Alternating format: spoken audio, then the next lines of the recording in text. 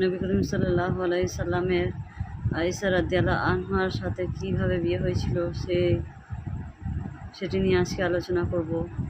মহান আল্লাহ তাআলা জিবরাইল আলাইহিস সালামকে পাঠিয়েছিলেন নবী করিম সাল্লাল্লাহু আলাইহি সাল্লামের কাছে।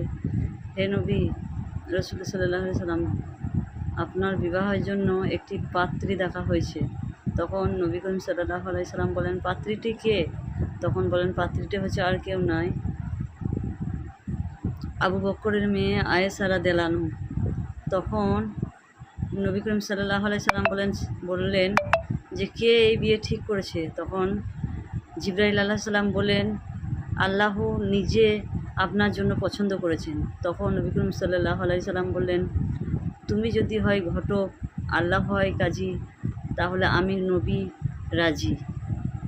তারপর বিয়েটি হয়েছিল আয়েশা রাদিয়াল্লাহু আনহার সাথে নবী করিম সাল্লাল্লাহু আলাইহি সাল্লামের।